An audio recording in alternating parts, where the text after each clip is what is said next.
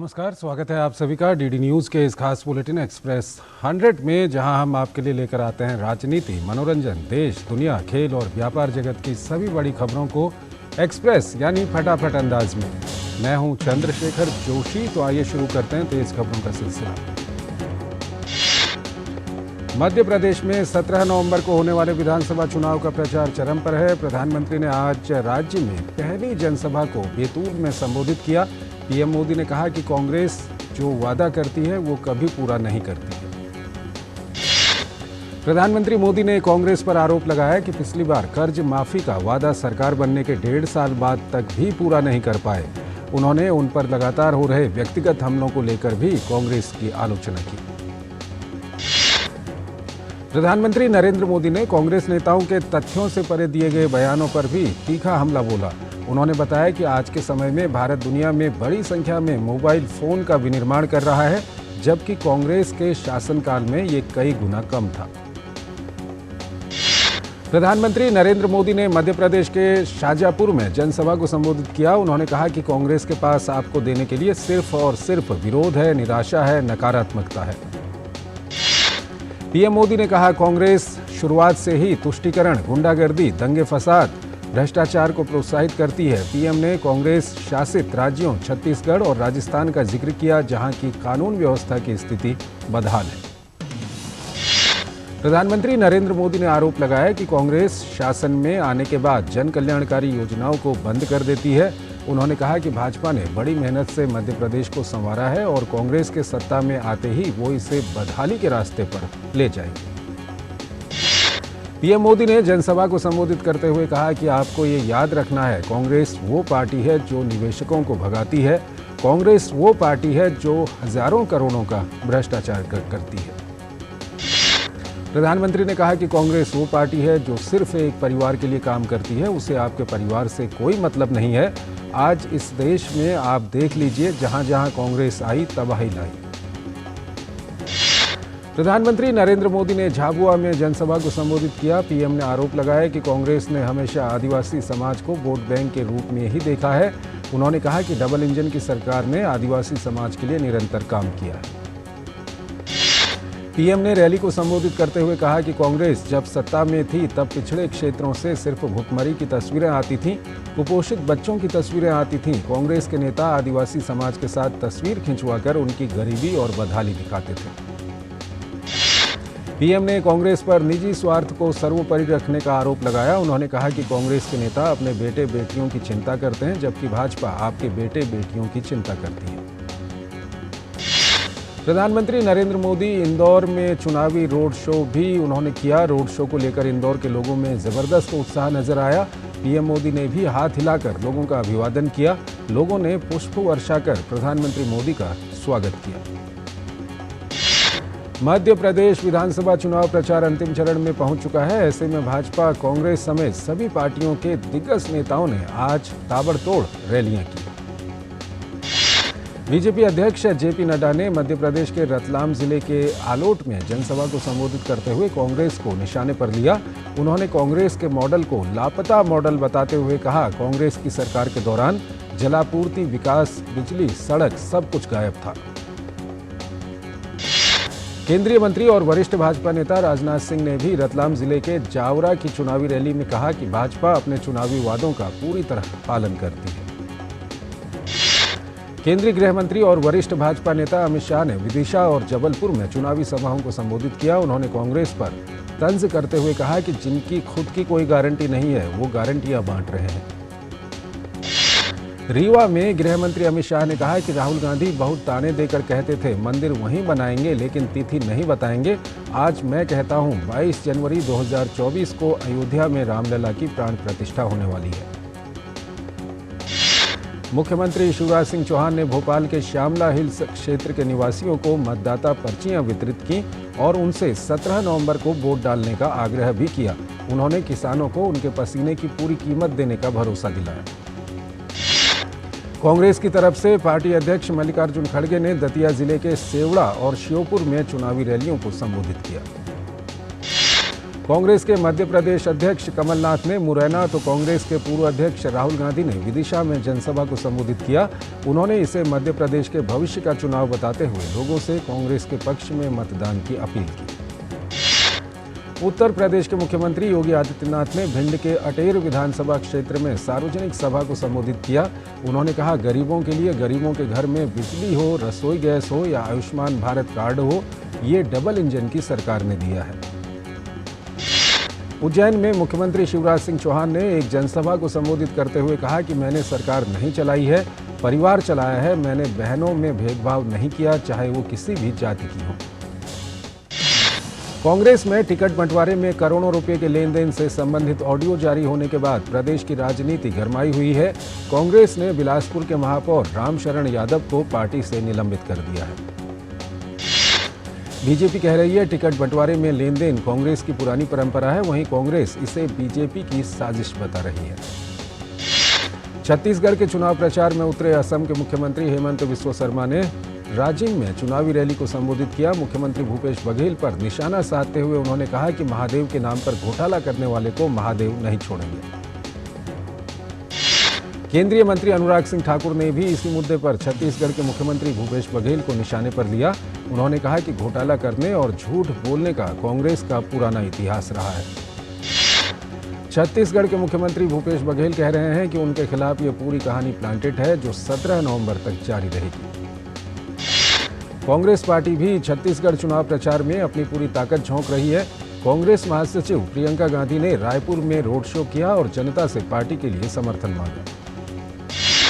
प्रधानमंत्री नरेंद्र मोदी 2 दिवसीय झारखंड दौरे के क्रम में कल रांची में भगवान बिरसा मुंडा मेमोरियल पार्क और स्वतंत्रता सेनानी संग्रहालय का दौरा करेंगे। इसके बाद भगवान बिरसा मुंडा की प्रतिमा पर पुष्पांजलि अर्पित करेंगे।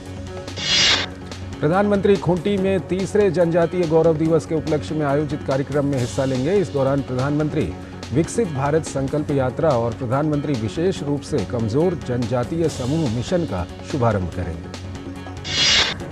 प्रधानमंत्री किसान सम्मान निधि योजना की 15वीं किस्त भी जारी करेंगे और झारखंड में कई विकास परियोजनाओं का उद्घाटन, शिलान्यास और उन्हें राष्ट्र को समर्पित करेंगे।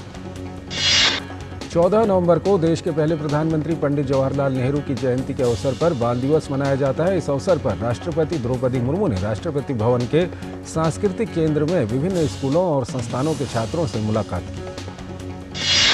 राष्ट्रपति द्रौपदी मुर्मू ने बच्चों को बाल दिवस की शुभकामनाएं दी और उज्जवल भविष्य की कामना की। राष्ट्रपति ने बच्चों से अधिक किताबें पढ़ने की भी सलाह दी। नासा इसरो संयुक्त मिशन NISAR मिशन यानी कि नेसार जनवरी 2024 में भारत के श्रीहरिकोटा स्थित इसरो द्वारा अगले बड़े प्रक्षेपण के लिए पूरी तरह तैयार है। नासा की जेट प्रोपल्शन प्रयोगशाला के निदेशक डॉक्टर लॉरी लेशिन परियोजना का जायजा लेने के लिए भारत में है। देश के प्रथम प्रधानमंत्री पंडित जवाहरलाल नेहरू की जयंती पर कांग्रेस अध्यक्ष मल्लिकार्जुन खड़गे और कांग्रेस संसदीय दल की अध्यक्ष सोनिया गांधी समेत कई नेताओं ने संसद में पंडित नेहरू की प्रतिमा पर पुष्पांजलि अर्पित की। बिहार के जमुई जिले में बालू से भरे ट्रैक्टर ने अपर थाना अध्यक्ष को कुचलकर मार डाला। घटना में होमगार्ड का एक जवान भी गंभीर रूप से घायल हो गया। घटना चंद्रवर पुल के पास हुई। घायल जवान का इलाज एक निजी अस्पताल में किया जा रहा है। बिहार के जमुई जिले में सनसनीखेज घटना को लेकर राज्य के मंत्री चंद्रशेखर ने बेतुका बयान दिया है। उन्होंने घटना पर प्रतिक्रिया देते हुए कहा कि ऐसी वारदातें होती रहती हैं। दिल्ली में वायु प्रदूषण ने एक बार फिर राजधानी की हवा को सांस लेने के लिए दूभर बना दिया है। आज भी एयर क्वालिटी में सुधार नहीं देखा गया। केंद्रीय प्रदूषण नियंत्रण बोर्ड के अनुसार दिल्ली के कई इलाकों में वायु गुणवत्ता गंभीर श्रेणी में है। दिल्ली के साथ साथ NCR में बिगड़ी वायु गुणवत्ता ने सांस से संबंधित परेशानियां बढ़ा दी हैं। प्रदूषण को काबू करने के लिए केजरीवाल सरकार graded response action plan GRAP 4 नियमों को लागू कर चुकी है। दिल्ली के पर्यावरण मंत्री गोपाल राय ने दिल्ली सचिवालय से विशेष जल छिड़काव अभियान की शुरुआत की। दिल्ली से भाजपा के सांसद गौतम गंभीर ने वायु प्रदूषण को लेकर अरविंद केजरीवाल सरकार पर निशाना साधा है। गौतम गंभीर ने कहा कि हमें सिर्फ दिवाली पर ही नहीं बल्कि पूरे साल प्रदूषण के मुद्दे पर बात करनी चाहिए। दिल्ली में बढ़ते प्रदूषण पर कांग्रेस नेता प्रमोद तिवारी ने कहा है कि दोनों दल इस राजनीति में व्यस्त हैं, जबकि राजधानी के लोगों को इस जहरीली हवा में सांस लेना दूभर होता जा रहा है। दिल्ली समेत उत्तर प्रदेश और बिहार में छठ का पर्व मनाया जाएगा, लेकिन उससे पहले यमुना नदी की सतह पर जहरीला झाग तैरता दिखाई दिया। यमुना की सफाई के लिए दिल्ली सरकार ने अतिरिक्त बजट भी जारी किया था। तमिलनाडु के कई भागों में तेज बारिश हुई। चेन्नई, नागपट्टिनम समेत कई जगहों पर भारी बारिश से आम जनजीवन प्रभावित हुआ है। भारी बारिश के चलते कई जिलों में स्कूल बंद कर दिया गया। मौसम विज्ञान विभाग ने तमिलनाडु और पुदुचेरी के तटीय क्षेत्रों और कराईकल में 14 नवंबर को कहीं कहीं भारी से बहुत भारी बारिश होने का पूर्वानुमान जताया। इसके साथ ही अगले 24 घंटे में कई जिलों में भारी बारिश का अनुमान जताया गया है। मौसम विज्ञान विभाग के अनुसार अगले 24 घंटे में दक्षिण पश्चिम बंगाल की खाड़ी और दक्षिण अंडमान सागर के ऊपर एक चक्रवाती परिसंचरण बनने के कारण दक्षिण पूर्व बंगाल की खाड़ी के ऊपर कम दबाव का क्षेत्र बनने की संभावना है। इसके पश्चिम उत्तर पश्चिम की ओर बढ़ने की संभावना है। उत्तराखंड के मुख्यमंत्री पुष्कर सिंह धामी ने देहरादून में गोवर्धन पूजा के अवसर पर गायों की पूजा की। इस मौके पर उन्होंने कहा कि भगवान श्री कृष्ण ने संपूर्ण विश्व को प्रकृति संरक्षण एवं पशुधन रक्षा का संदेश दिया, जो हमारी सनातन संस्कृति को परिलक्षित करता है। यूपी के मुख्यमंत्री योगी आदित्यनाथ ने गोरखपुर में जनता दरबार में आम लोगों की समस्याएं सुनी। मुख्यमंत्री ने अधिकारियों को इनकी समस्या तुरंत हल करने का भी निर्देश दिया। राष्ट्रीय अन्वेषण अभिकरण ने आतंकवाद विरोधी कानून के तहत जम्मू कश्मीर के पुलवामा जिले में कई संपत्तियों को कुर्क किया। अधिकारियों ने बताया कि जम्मू में एनआईए की विशेष अदालत के आदेश पर गैर कानूनी गतिविधियां रोकथाम अधिनियम यूएपीए के प्रावधानों के तहत अचल संपत्तियों को कुर्क किया गया। उत्तर प्रदेश में दिल्ली हरिद्वार राष्ट्रीय राजमार्ग पर रामपुर तिराहे पर एक कार और ट्रक के बीच टक्कर होने से 6 लोगों की मौत हो गई। पुलिस के अनुसार ये दुर्घटना तब हुई जब ये लोग एक कार से हरिद्वार जा रहे थे।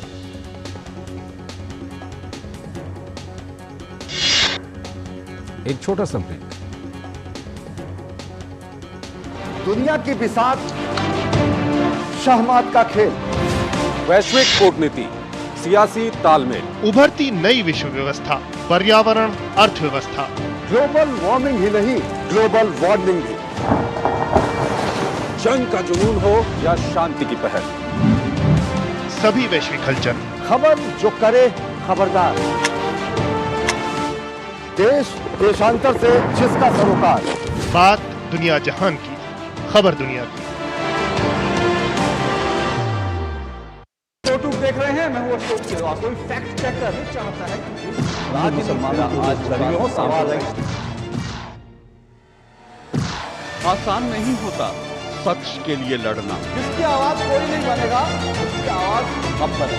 जो डर जाते हैं वो झूठ से कहां टकराते हैं। जो गरीब के स्कूल में, गरीब के स्वास्थ्य के लिए खर्च होना चाहिए, वो लूट कर इन्होंने अमीर ठेकेदारों को दे दिया। सच को जानना हो तो झूठ पर करना होता है प्रहार, हर बार बार बार। मैंने आपसे पूछा, आपने ठीक है नहीं कहा ना आपने। और कोई मुद्दा नहीं है तो सोनिया गांधी की गुडबुक में मैं अपना नाम गोल्डन अक्षरों में कैसे दाखिल करूं? इसलिए न फेक न्यूज न झूठ, हमेशा सच के साथ 2-2। देखिए मेरे साथ 2-2 सोमवार से शुक्रवार रात 9 बजे सिर्फ डीडी न्यूज पर।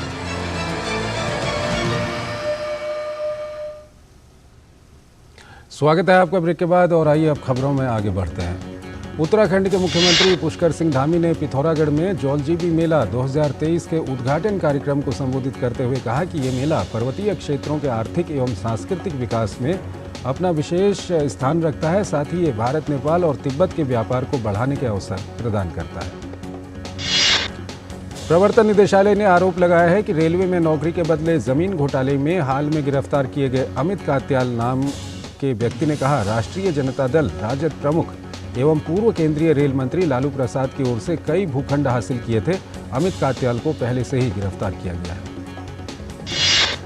उत्तराखंड में उत्तरकाशी स्थित गंगोत्री धाम के कपाट अन्नकूट पर्व पर वैदिक मंत्रोच्चारण और पूरे विधि विधान के साथ शीतकाल के लिए बंद किए गए। इस वर्ष 9 लाख से ज्यादा श्रद्धालुओं ने गंगोत्री धाम की यात्रा की।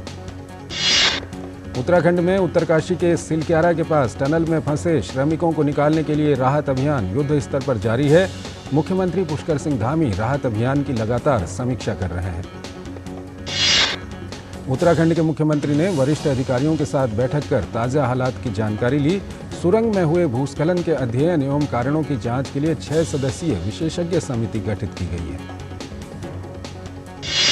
अयोध्या में श्री राम जन्मभूमि मंदिर, कनक भवन, हनुमान बाग, मणिराम छावनी, राम बल्लभा कुआं, झुनकी घाट और सदगुरु सदन सहित सभी मंदिरों में 56 प्रकार के व्यंजन बनाए गए, जिनकी महक से नगरी का वातावरण सुवासित हो उठा।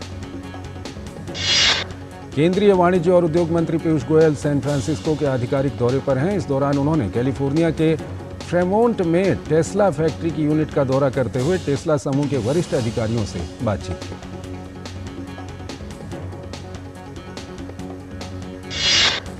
टेस्ला के मालिक एलन मस्क ने पीयूष गोयल से माफी मांगी है। मस्क ने सोशल मीडिया मंच एक्स पर अपना खेद व्यक्त करते हुए लिखा कि आपका टेस्ला आना सम्मान की बात थी। आज कैलिफोर्निया की यात्रा नहीं कर पाने के लिए मुझे खेद है, लेकिन मैं भविष्य की किसी तारीख पर मिलने की आशा रखता हूं। केंद्रीय मंत्री पीयूष गोयल ने संयुक्त राज्य व्यापार प्रतिनिधि राजदूत कैथरीन ताई, कोरिया गणराज्य के व्यापार मंत्री मरना दगबुन अहान और सिंगापुर के व्यापार एवं उद्योग मंत्री गन किम योंग के साथ द्विपक्षीय बैठक भी की। मंत्री स्तरीय बैठकों के दौरान पीयूष गोयल ने भारत प्रशांत इकोनॉमिक फ्रेमवर्क के तहत संभावित सहयोग और WTO और आपसी हितों से संबंधित मुद्दों के संबंध में द्विपक्षीय व्यापार और वाणिज्य संबंधों को और आगे बढ़ाने के उपायों के बारे में चर्चा की। इसके अलावा पीयूष गोयल ने USISPF और प्रवासी भारतीयों के सहयोग से आयोजित निवेशक गोलमेज सम्मेलन में भाग लिया। सम्मेलन में व्यापक विचार विमर्श में भाग लेते हुए गोयल ने भारत सरकार द्वारा देश में ईज ऑफ डूइंग बिजनेस को बेहतर बनाने के लिए किए गए विभिन्न उपायों पर भी प्रकाश डाला। भारत और पेट्रोलियम निर्यातक देशों के संगठन ओपेक के बीच ऊर्जा वार्ता की 6ठी उच्च स्तरीय बैठक ऑस्ट्रिया के वियना स्थित ओपेक सचिवालय में आयोजित की गई थी। पेट्रोलियम एवं प्राकृतिक गैस मंत्री हरदीप सिंह पुरी के सह अध्यक्षता में आयोजित इस बैठक में विविध मुद्दों पर चर्चा की गई। बैठक में भारत और ओपेक ने वैश्विक तेल दृष्टिकोण 2023 पर विशेष ध्यान दिया। इसमें भारत वर्ष 2022-2045 के बीच की अवधि में 6.1% की औसत दीर्घकालिक वृद्धि के साथ सबसे तेजी से बढ़ने वाली प्रमुख विकासशील अर्थव्यवस्था होने का अनुमान व्यक्त किया गया था। इस दौरान वृद्धिशील वैश्विक ऊर्जा मांग 28% से अधिक होंगी। दिवाली प्रतिपदा के अवसर पर मंगलवार को नेशनल स्टॉक एक्सचेंज और बॉम्बे स्टॉक एक्सचेंज बंद रहे। दिल्ली के प्रगति मैदान स्थित भारत मंडपम में 42वें भारत अंतर्राष्ट्रीय व्यापार मेले का केंद्रीय वाणिज्य और उद्योग राज्य मंत्री अनुप्रिया पटेल ने उद्घाटन किया। उद्घाटन समारोह की केंद्रीय वाणिज्य और उद्योग राज्य मंत्री सोम प्रकाश ने अध्यक्षता की। नीति आयोग के सदस्य वीके पॉल ने भारत अंतर्राष्ट्रीय व्यापार मेले में स्थित स्वास्थ्य और परिवार कल्याण मंत्रालय के पंडाल का उद्घाटन किया। भारत अंतर्राष्ट्रीय व्यापार मेला नई दिल्ली के प्रगति मैदान में 27 नवंबर तक चलेगा। फिलीपींस की राजधानी मनीला में अमेरिकी दूतावास के बाहर मंगलवार को फलस्तीनी समर्थक पुलिस अधिकारियों के साथ भिड़ गए। इस दौरान इजराइल हमास संघर्ष की वजह से गाजा में होने वाली घटनाओं के लिए प्रदर्शनकारियों ने अमेरिका को जिम्मेदार ठहराया है। अमेरिका द्वारा इजराइल को दिए समर्थन की भी प्रदर्शनकारियों ने निंदा की। म्यांमार में सेना के एयर स्ट्राइक के बाद भारी संख्या में लोग भागकर भारत पहुंच गए हैं। कुछ जातीय अल्पसंख्यक विद्रोही गुटों ने सेना की चौकियों पर हमला कर दिया था। इस हमले के बाद म्यांमार में सेना ने कार्रवाई शुरू की है। म्यांमार की सेना जुंटा ने लोकतांत्रिक चुनी हुई सरकार को शासन से बर्खास्त कर शासन पर कब्जा कर लिया था। तब से लोकतंत्र समर्थकों और सेना के बीच लड़ाई शुरू है। म्यांमार से लगभग 5000 लोग लड़ाई से बचने के लिए भारत के मिजोरम राज्य में दाखिल हुए हैं। नियुक्ति के बाद ब्रिटेन के विदेश मंत्री डेविड कैमरून पहले दिन कैबिनेट बैठक में हिस्सा लेने के लिए पहुंचे। इस वक्त उनके साथ राज्य मंत्री एंड्रयू मिशेल नजर आए। गाजा के अस्पताल में बंधकों को रखे जाने के संकेत मिले हैं। इजरायली सेना के प्रवक्ता एडमिरल डेनियल हगारी ने यह दावा किया। अस्पताल के तहखाने में बंधकों को रखने का दावा भी हगारी ने किया। अमेरिका द्वारा किया गया आरोप क्रेमलिन ने सिरे से खारिज किया है। रूस और चीन पर उत्तर कोरिया को प्रतिबंधों से बचने में मदद करने का दावा अमेरिका ने किया था। आरोप बिल्कुल निराधार होने की बात क्रेमलिन ने की है। गाजा पट्टी में हमास के ठिकानों पर हमला करने का दावा इजरायली सेना ने किया है। इजरायल ने जारी किए गए एक वीडियो में आईडीएफ सैनिकों ने गाजा पट्टी में आतंकी सुरंग को नष्ट करने का दावा किया है। भारत ने संयुक्त राष्ट्र की मानवाधिकार परिषद में कनाडा को खरी खोटी सुनाई है। चरमपंथ को बढ़ावा देने वाले समूहों की गतिविधियों को अस्वीकार करने के लिए घरेलू ढांचे को और मजबूत करने का आग्रह भी भारत ने किया। भारत ने कनाडा से धार्मिक अल्पसंख्यकों के पूजा स्थलों पर हमलों को रोकने और देश में बढ़ते हेट क्राइम को रोकने की भी अपील की है। भारत ने कहा है कि कनाडा को कानूनी उपायों की मदद से हेट क्राइम पर लगाम लगाने के प्रयास करने चाहिए। करीब 3 दशक बाद चीन समर्थित आर्क बिशप पहली बार हांगकांग के दौरे पर पहुंचे हैं। ली की ये ऐतिहासिक यात्रा उनके हांगकांग के समकक्ष की अप्रैल में बीजिंग की हुई यात्रा के बाद हो रही है। 5 दिन के संघर्ष विराम के बदले गाजा में बंदी बनाए गए 70 महिलाओं और बच्चों को रिहा करने के लिए हमास तैयार है। हमास की सशस्त्र शाखा अल कसम ब्रिगेड के प्रवक्ता अबू उबैदा ने टेलीग्राम चैनल पर एक रिकॉर्डेड ऑडियो अपलोड कर कतर के मध्यस्थों के समक्ष ये मांग रखी। अबू उबैदा ने कहा कि संघर्ष विराम के दौरान किसी भी तरह का संघर्ष नहीं होना चाहिए और गाजा में हर जगह सहायता और मानवीय राहत की अनुमति शामिल होनी चाहिए। सोमालिया के डोलो जिला में भीषण बाढ़ का सामना सोमालिया कर रहा है। बाढ़ की वजह से कुछ परिवारों को अपना घर छोड़ने के लिए मजबूर होना पड़ा है। बाढ़ पीड़ितों के सुरक्षा के लिए उन्हें आंतरिक रूप से बनाए गए विस्थापित शिविरों में ले जाया गया है। आईसीसी विश्व कप में कल भारत और न्यूजीलैंड के बीच पहला सेमीफाइनल मुकाबला खेला जाएगा। जीत के रथ पर सवार भारत का इरादा जीत के सिलसिले को बरकरार रखते हुए फाइनल में स्थान बनाने का होगा। भारत ने लीग स्टेज में अपने सभी 9 मुकाबले जीते हैं। वहीं न्यूजीलैंड ने 9 में से 5 मैच जीते और 4 में उन्हें हार मिली थी। ग्रुप दौर में भारत ने न्यूजीलैंड को हराने में सफलता पाई थी। भारत और न्यूजीलैंड के बीच अब तक 117 वनडे खेले जा चुके हैं, जिसमें से 50 मैच न्यूजीलैंड ने, 59 मैच भारत ने जीते हैं। वहीं विश्व कप में दोनों टीमों के बीच 9 मुकाबले हुए, जिसमें से 5 मैच में कीवी टीम ने जीत हासिल की है, वहीं 4 मैच भारत ने जीते हैं। स्टार विकेटकीपर बल्लेबाज एलिसा हीली और बाएं हाथ की तेज गेंदबाज लॉरेन चीटल को भारत का दौरा करने वाली ऑस्ट्रेलिया की महिला टीम में शामिल किया गया है। ऑस्ट्रेलिया को भारत के खिलाफ 1 टेस्ट, 3 वनडे और 3 टी20 मैच खेलने हैं।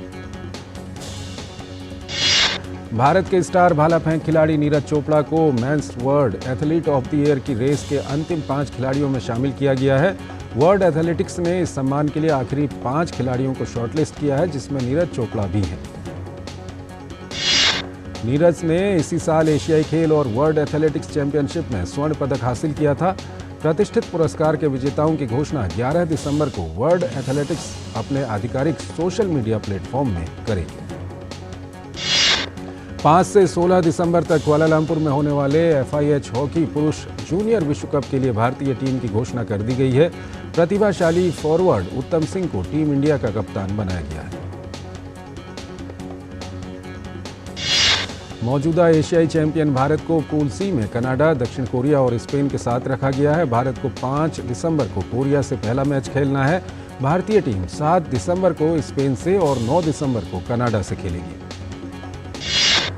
जापान मास्टर्स बैडमिंटन प्रतियोगिता के पुरुष युगल में भारत की शीर्ष जोड़ी सात्विक साईराज और चिराग शेट्टी को पहले दौर में हार का सामना करना पड़ा है। भारतीय जोड़ी को चीनी ताइपे की जोड़ी ने मुकाबले को कड़े संघर्ष में 16-21, 21-18, 21-16 से शिकस्त दी। जापान मास्टर्स में कल पुरुष एकल में युवा भारतीय खिलाड़ी लक्ष्य सेन अपने अभियान की शुरुआत करेंगे। लक्ष्य का सामना कोडाई नाराओका से होगा। पुरुष एकल में भारत के HS प्रणॉय चोट से उबरकर जापान मास्टर्स में कोर्ट पर वापसी करने के लिए तैयार हैं। प्रणॉय का सामना पहले दौर में कल हांगकांग के गैर वरीयता प्राप्त ली चेउक यूई से भिड़ेंगे। भारत के शीर्ष बिलियर्ड्स और स्नूकर खिलाड़ी पंकज आडवाणी दोहा में IBSF विश्व 6 रेड स्नूकर चैंपियनशिप के नॉकआउट में पहुंच गए। आडवाणी ने ग्रुप में शीर्ष स्थान हासिल किया। पहली बार ATP फाइनल्स में खेल रहे स्पेन के युवा टेनिस स्टार कार्लोस अल्कराज को पहले मैच में 2 बार के चैंपियन अलेक्जेंडर ज्वेरेव से शिकस्त का सामना करना पड़ा है। ज्वेरेव ने अल्कराज को कड़े संघर्ष में 6-7, 6-3, 6-4 से हराने में सफलता पाई। एटीपी फाइनल्स के एक अन्य मुकाबले में रूस के दानिल मेदवेदेव ने आसान जीत के साथ अपने अभियान की शुरुआत की है। मेदवेदेव ने पहले मुकाबले में अपने ही देश के आंद्रे रुबलेव को सीधे सेट में 6-4, 6-2 से मात दी। 12 नवंबर को रिलीज हुई सलमान खान की टाइगर 3 ने केवल 3 दिन में 107 करोड़ से ज्यादा का कारोबार किया है। इस साल रिलीज हुई शाहरुख खान की फिल्म पठान ने महज 2 दिन में 100 करोड़ का कारोबार किया था। सैम बहादुर का नया सॉन्ग बढ़ते चलो सोमवार को रिलीज किया गया। वॉर बेस्ड फिल्म का ये सॉन्ग भारत के प्रति अपनी श्रद्धा को दर्शाता है। अभिनेता विक्की कौशल फिल्म में मुख्य भूमिका में नजर आएंगे। ऑस्कर विजेता निर्माता गुनीत मोंगा और मिशेलिन स्टार शेफ और फिल्म निर्माता विकास खन्ना कार्यकारी निर्माता के रूप में ऑस्कर एनिमेटेड लघु फिल्म अमेरिकन सिख में शामिल हो गए हैं। साउथ के निर्देशक पृथ्वीराज सुकुमारन निर्देशित L2E एम्पुराण फिल्म का फर्स्ट लुक पोस्टर जारी कर दिया गया है। फिल्म को पोस्टर रिलीज होने के बाद फैंस की उत्सुकता काफी बढ़ गई है। फिल्म में फैंस को जबरदस्त एक्शन देखने को मिलेगा। टाइगर 3 के शो के दौरान थिएटर में पटाखे फोड़ने का एक वीडियो सोशल मीडिया पर तेजी से वायरल हो रहा है। Bigg Boss 13 fame actress Shehnaaz Gill ने अपनी बद्रीनाथ ट्रिप की कुछ तस्वीरें शेयर की हैं। ये तस्वीरें अब तेजी से सोशल मीडिया पर वायरल हो रही हैं। फिल्म कबीर सिंह के निर्देशक संदीप वांगा रेड्डी की अगली फिल्म रणबीर कपूर अभिनीत एनिमल 1 दिसंबर को रिलीज हो रही है। फिल्म रिलीज के एक हफ्ते पहले इस फिल्म का ट्रेलर लॉन्च किया जाएगा। तो इस बुलेटिन में फिलहाल इतना ही। आप बने रहिए डीडी न्यूज के साथ। नमस्कार।